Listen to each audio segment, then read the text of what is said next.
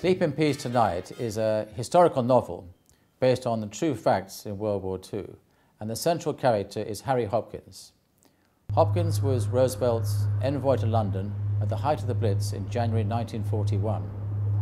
Hopkins was to act as the crucial link between Churchill and Roosevelt as the war unfolded. But nobody in London knew anything about Hopkins or indeed had ever heard of him.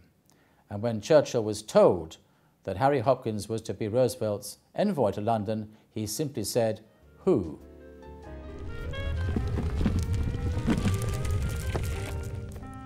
Hopkins had had a terrible journey to London.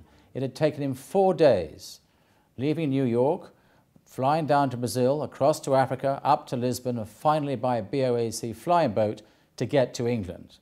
And when he arrived at Poole Harbour in Dorset, Brendan Bracken, Churchill's key advisor, was there to meet him, and they thought Hopkins was dead. When they got aboard the plane, there was his figure lying slumped in the back, absolutely lifeless. He came round on the train to London, thanks to some very good Scotch whisky, and arrived that night at Waterloo Station at the height of an incendiary raid when London was literally ablaze. Hopkins could not believe his eyes nor his ears. He was driven to Claridge's Hotel, and there he went straight to the bar where he met Ed Murrow, the famous American correspondent. He said to Murrow, "Is it always like this here?" And Murrow said, "This is nothing. Wait till the heavy bombers get over at midnight."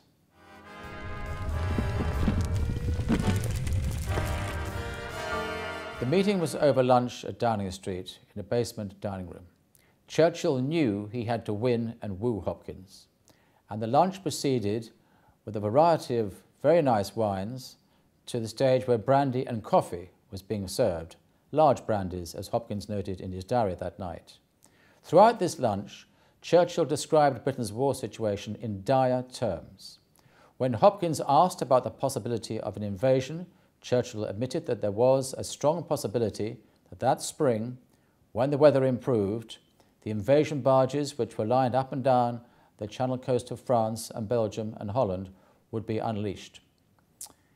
Hopkins then was told by Churchill that they could resist the invasion, that the Royal Navy would be the deciding factor, that the Channel would be turned red with Nazi blood.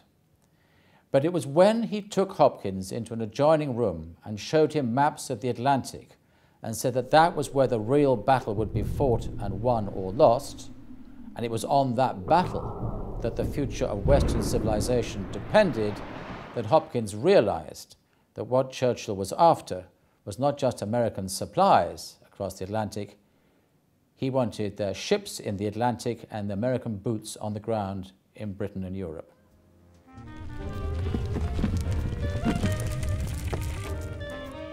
The relationship between Churchill and Hopkins developed very rapidly in January and February 1941. This mostly took place in No. 10 Downing Street and at Chequers, the Prime Minister's country residence.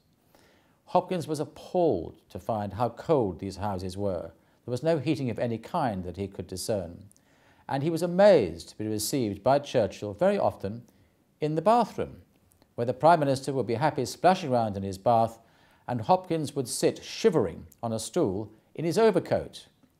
This was an extraordinary way for the British Prime Minister to receive and negotiate with an American envoy, but it is what happened.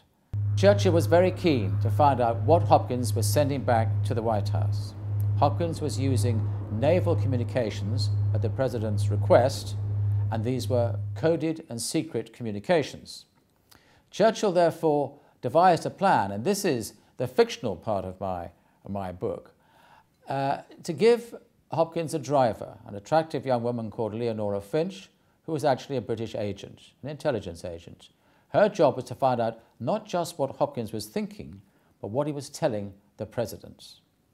And what he was actually telling the President, and this is on the historical record, was that Britain would not survive without American help. And that help would have to be much more than just sending tins of spam across the Atlantic or other food supplies. And that's what so alarmed the President in the White House.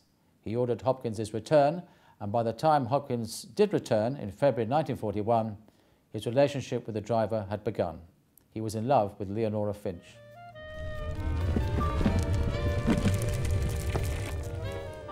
Harry Hopkins played a crucial role in the Second World War, and I think that will strike a chord on both sides of the Atlantic. He fostered a relationship between Franklin Roosevelt and Winston Churchill on which the outcome of the war depended. Historians and academics know this. They know the work that Hopkins put into that relationship, but the wider public on either side of the Atlantic does not. Hopkins, in many ways, is a forgotten hero, an American hero, and should be a hero to us here in England. And it is a book that I hope will bring Harry Hopkins back into the public eye.